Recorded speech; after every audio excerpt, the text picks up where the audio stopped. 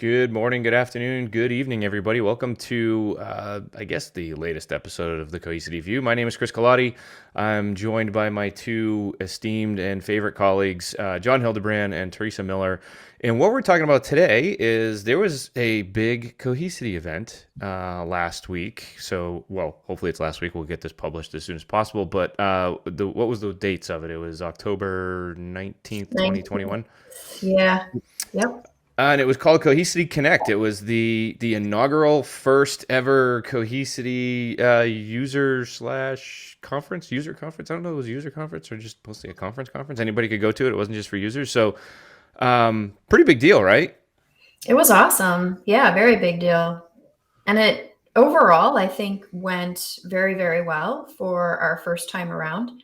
I'm excited to see where it can go next. But before we can dive into that and get all excited, right, I think we need to probably talk a little bit about the actual event.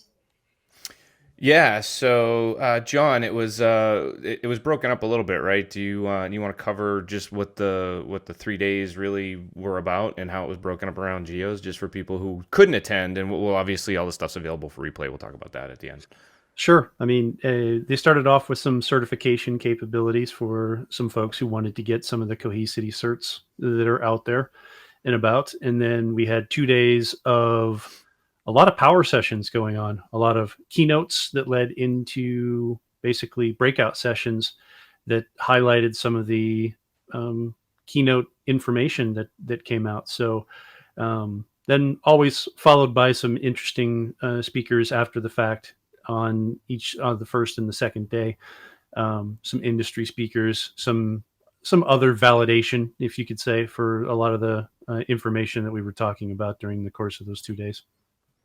Yeah, and I think we all had sessions. We'll talk about those as well individually for a couple minutes. But it was interesting because some of us were in studio. John, you were in studio on yours. Teresa and I were remote. A lot of challenges trying to coordinate for people who have been doing these shows for a while. I think we did our best for sure. I'm jealous that John actually got studio time because he looked best on camera. Me too. That was awesome that he got to go in. Well, that was the makeup, folks. That was anything related to me looking good on camera ended up being because of those particular folks there. Because there's not enough powder in the world to get rid of the shine on this dome. So let's talk about the keynotes, because I think Teresa, we've got you on screen. I think that the two announcements during the keynote were pretty big, and they both revolved around this new concept that Cohesity is putting out there called our threat defense architecture. So why don't you just briefly cover the two things that get rolled up under that as far as the product names, and then we'll talk a little bit about what each one does from our perspective. Sure. So, well, first, I guess I'm going to just talk a little bit about like the strategy behind and like the mindset behind that threat defense architecture. So the mindset is that cybersecurity and cyber threats are just prolific, which I know we see in the news. Are they a problem? I don't know. I don't watch the news. Just check the news. Yeah. Yeah, they're a huge problem. And even like the blast radius around that's been changing a lot. And so conceptually, the resilience element of this, really begins with your data. And so threat defense, the goal here is for to create a foundation around like the zero trust principles, be able to do detection and analytics, and ultimately, power everything by AI, because everything is changing constantly. And so what that rolls into are a couple different products, as you mentioned. So that's the Fort Knox and the Data Govern. And so I think that, Fort Knox really is about isolating your data. And maybe we could dive into that a little bit more deeply as a group here. Let's start there. Pre-recording, we were kind of having a little bit of a back and forth, and we should have just hit the record button because it actually worked out. But so, John, I think you summed it up best. Like John's got his cool air gap video out there that for the Lightboard video. If you haven't seen it, it's great. He actually literally cuts a cord with a pair of scissors, so John gets to play with scissors. Yeah, that's awesome. But we've moved away, I think, the three of us especially, and other folks, I'm very hesitant to use the term air gap, right? Because John's example of that is the true definition of, if you actually read NIST's definition of an air gap, it specifically states disconnected systems with no automation. That's the key part of it. It requires human intervention to truly be a NIST-defined air gap. So no more air gap at this point. But John, you sum this up, because I think we had the conversation like, okay, well, I could replicate data from cluster A to cluster B, and I can encrypt cluster B. But then you kind of hit the point on the head, which is, what if you don't have the cluster B that you own and you operate? Yeah. I mean, if you think about it, this is one of those cases where it comes to cloud services. I mean, it's a CapEx versus an OpEx discussion that basically boils down to it. Do you want to consume this as a service, or would you rather build your own second data center or third data center to house these instances that are essentially isolated away from your production network at that point? And at this stage, the basically the service that we have spun up in AWS, it makes sense that we could be the tertiary copy, not the second copy, but maybe the third copy or the fourth copy of data inside of that particular environment out there on this particular service. Or in some cases, if you don't even have the capability to replicate initially, you can now do so utilizing the service instead of having to basically buy a bunch of new hardware and physical space to have to rack and stack new equipment to basically make that replication happen. And I think if people go and watch the demo that Nikita does, she really describes it as a secure vault, right, Teresa? I mean, that's Yep. kind of the premise of it. Yeah. Yep. So ultimately, your backups become isolated in the vault, and should an anomaly be detected, you can do a recovery from this console that we offer by way of Fort Knox. So let's talk about that a little bit, because I had a conversation with Brian Spanswick, our CISO, and he actually, he's been involved in this product for a while, but he clearly defined the trade-off for that. So anytime we're dealing with cloud services, there's an RPO RTO trade-off. So I guess his point is always, if you have to go to that, to John's statement, tertiary copy, you've got to accept some trade-offs, right? I mean, John, what's your experience been with like recovering from anything cloud-based? I mean, where are you going to take the hit in the trade-off? Well, you're going to take it definitely in the recovery time, because at that particular point, speeds and feeds are something that you have no control over at that particular point, since now you're out in the cloud services dealing with however the speed and the feed information coming back to your particular environment is going to be able to, how quickly it's going to instantiate these bits of information back into your primary environment.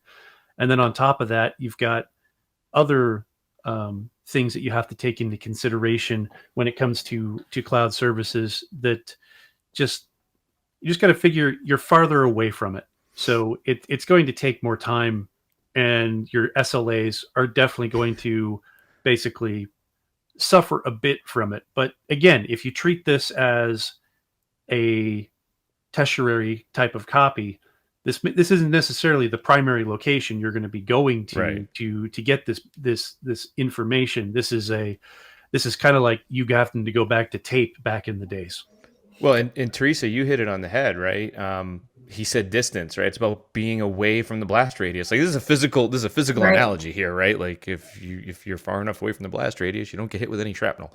So, putting it out in the cloud gives it that distance. But there's something I want you to address, which is, we all live very, very real, right? And I think one of the things I learned from Skylakes, which kind of touches on this, is not everything has to be or can be instant, right? Their delays when they really went to recover were not the fact that they needed to instantly recover, but they actually didn't have a clean environment. So Right. does this really, where is it really a trade-off, in the real world? If you've got to go build a new network anyway, right? Could you be bringing that data back while the network's being built into a third staging environments and then copy it? I mean, there's a whole bunch of options here, but what are your thoughts on that? Yeah, so I think what you're saying here is, what's the trade-off for having recoverability, and how long it takes, versus, say, not having the ability to recover at all. And so if you can vault that data and bring it back, even if it's a little bit slower than perhaps the standard SLA. I think you're way much further ahead, especially, I mean, think about the cost of businesses being down, much less never being able to get that data back. Like, you could go out of business if you can't get that data back because some sort of security anomaly messed with that data. So I think that the trade-off is there and the value is there by way of this being just yet another copy of that data that you can clean up. Like, we do have that ability to go back to the latest and best known state and get you up and running again. Yeah, I think that was. We'll move on to the next thing, but that was my biggest takeaway talking to John Gady from Skylakes. Was he's like, it's great that we could recover in seconds, but the environment was still crap. Like, it was still dirty as can be. So we had to slow down anyways. So I think those trade-offs will come over time. So let's talk about the second release, which you referred to as Data Govern. And this is what you described, Teresa, as data classification as a service. You know, it's pattern matching. It's looking into files for correct permissions. And can you just expand upon that a little bit? Yeah. So the data govern side of things is very file focused. So files, think of OneDrive, for example, but not limited to OneDrive. So you have your files, and foundationally, you may have security issues within those files. And let me expand on that further. So let's say that you, Chris, John, and myself, we have a set of team documentation that we're storing out there, but somehow someone outside of the team has access to that. We'd be able to create a rule and do a policy-based match against that from a security perspective, and identify that someone outside the team has that and review it and then remediate. So that's one side of it, is just really analyzing those permissions. The other side. Oh, so go before ahead. you go away from that, I want to throw something over to John, and we'll come back to the second half of that because I want to dig down into the file thing. So John, you know, you were a system admin, and I guess, where does this fit in? Because 9 times out of 10, like, you go look at a file structure on, you know, OneDrive or AD, and it's like, you know, everybody starts with everyone and then it drills down. Like, is this helpful to even audit that initially? Because how many file permissions are correct out of the gate in most environments? You know, how many people have too much permissions to it? Do you see the play for this there? Yeah, because at the end of the day, we as administrators have gotten lazy in getting the right permissions. This is why products that come out with principles like just enough administration, or because Microsoft was big on JEA for a while for things like PowerShell, and ensuring that you're not giving basically the keys to the kingdom to the person running PowerShell at that point. So it's the same sort of principles here, where the idea is that if you really want to lock down environments, you're going to have to get granular on the permission levels, and you're going to have reporting mechanisms to let you know that things may have gotten out of what you intended it originally to be, whether it's, as in Teresa's example, somebody added a team member or added someone external from the team to have access to a file that maybe you really didn't want them to have in the first place. Because once that starts, now you have the ability for other folks outside of your trusted group that have access to that particular file. And the next thing you know, those files are posted somewhere you don't want them to be. I kind of feel like if I was somebody who was running this for the first time, just to get that first report, I'd probably have to, like, take the next day off after I read the results. Like, it's just, they're probably going to see that so many people have so much access that they shouldn't. That first step for anything is auditing, right? You have to inspect, audit, and then remediate. I think that first report is going to scare the living daylights out of some people. Yeah, well, it reminds me of the days too, where you do identification of some level of permissioning on even like file shares, and you'd find everyone full all over the place. Like, really? What's wrong with Shouldn't that HR documentation be locked down? Right. So Teresa, kick back to the other half, right? I think the file part of it is a longer conversation because I think there's a lot of use cases for just inspecting file permissions. But what's the second piece of data govern that you were going to get into? Yeah, so it's the identification of PII. So, and that kind of happens in two different ways. There's, for example, rules by which you can do like credit card identification. So like if we talk about that same set of OneDrive docs that our team is using, so you, me, and Chris, we have access to it. It could identify if credit card information was in there, social security card information, and anything else. And you can even add your own set of rules to do that identification and get reporting. And then the other side of that is pattern matching around policy that you can set up for compliance. So like if we're not, we're not in the EMEA side of the house, but let's say we needed to follow GDPR for whatever reason, because maybe part of our team was over there, we could also do identification and matching based upon that. So it's good to have those insights. When I think back to a time in one of the organizations I worked in, and I'd love to hear both of your stories too, but we had a user that sent out an Excel file that was full of PII, and it was sent clear text instead of encrypted. And been there, done that.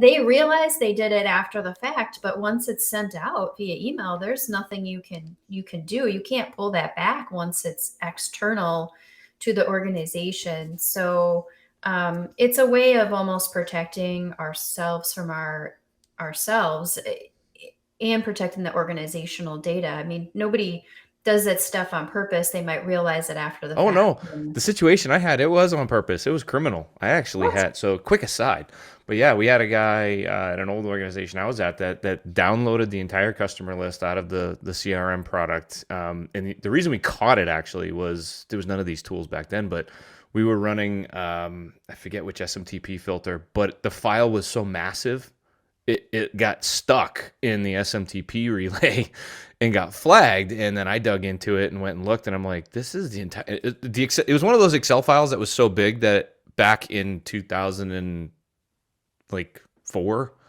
Excel took forever to open it. Like it literally took 10 minutes to open this file. And then we realized what it was.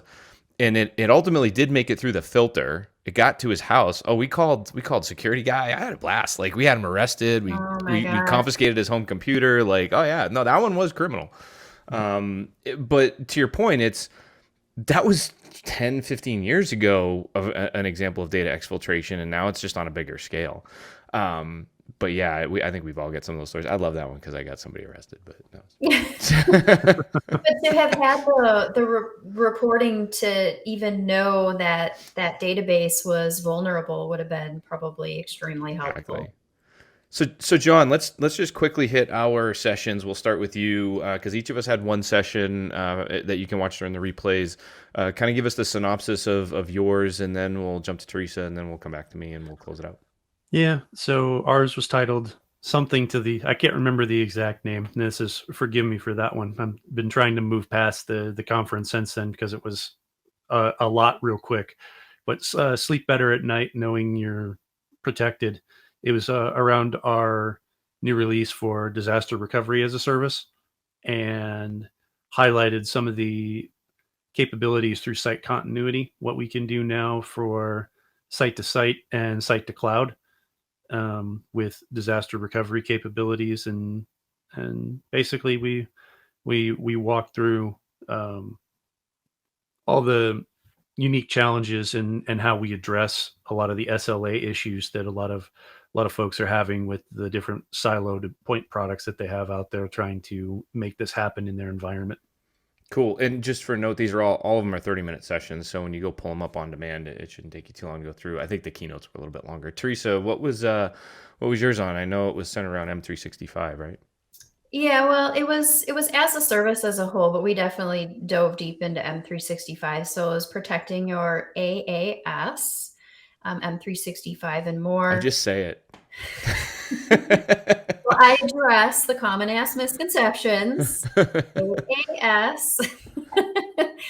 in this session. I co-present with Pumala Schmidt from Microsoft, and we really dive into some of that foundational information that's really required to know if your data is protected in any of your as a service applications. But again, we do focus a good chunk of time on the M365 stuff, because we always get so many questions around, what do you get with the native options, for example, versus say when to use a third-party application to protect that data. So we really break it down in a way that I think just educates those that attend the session so that they can make the best decision for their organization, because the answer is not the same for every company. So we've got Drs of Service with John, just protect your AAS from Teresa. Mine was actually, I think I got off easy. I had no slides. Mine was an interview panel with John Gady from Skylakes and Stephen Pyatt from Stage 2 Data. It was a really interesting conversation. Both of those organizations have had to recover from ransomware attacks. John openly talks about the Skylake situation and how it affected the hospital and the clinicians, and it was just an amazing conversation. I think the one takeaway from that when you watch it is they both basically say treat a ransomware attack like a marathon, not a sprint, and a marathon of marathons, as John calls it, and assume that your entire site is dead and down. Treat it like a burning crater scenario. So I think all three of those were pretty good. I think my other favorite one, if I was to throw it out there, was Raj Dutt's. He talks through the ransomware 1.0, 2.0, and 3.0, and I think he does a great job on that one. Real quick, was there any other highlighted session that you would call out, that was your favorite besides the keynotes? John, we'll start with you, and then we'll close it. You pretty much, I hate to say it, but our sessions were,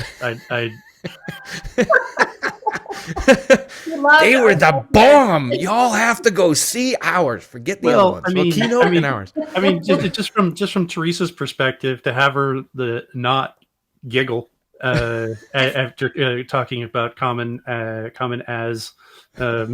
misconceptions out there. Everybody got a kick out of that. For those who had to watch it live or while it was being recorded.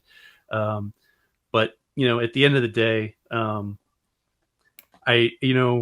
my perspective, I really wish you guys would have been able to experience the studio side of the equation.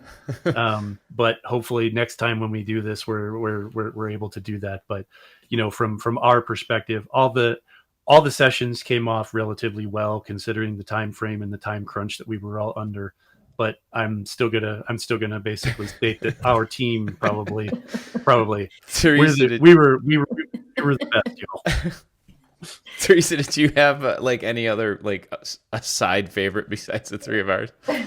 So I would say content-wise, as a whole, it's worth going after whatever topics for our viewers today that are of interest to them.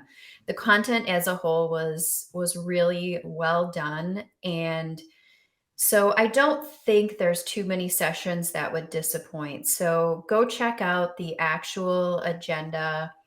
I really loved a lot of them. I'm not going to single out any particular ones, but just go check out what's top of mind for you as the listener today.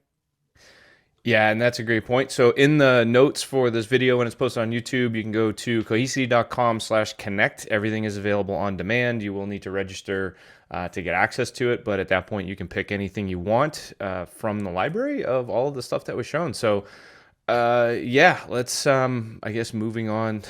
I'm gonna do a Bill Belichick just for John on this one, but we're moving on to Vegas. It's on to Vegas. We're on to Cincinnati. So thank you guys. I think we all are glad that it's done and we can go on to the next thing. So cheers, and we'll see you hopefully next month. Maybe we'll do a view post AWS reInvent. Might be a good one. Yeah, it would. From Vegas. From Vegas, we could try to do it from Vegas. We do it from our hotel rooms, I suppose. Yeah. All right. Subscribe to the YouTube channel for Cohesity and catch all three of us on different demo videos and voiceovers as we go forward. So cheers, everybody.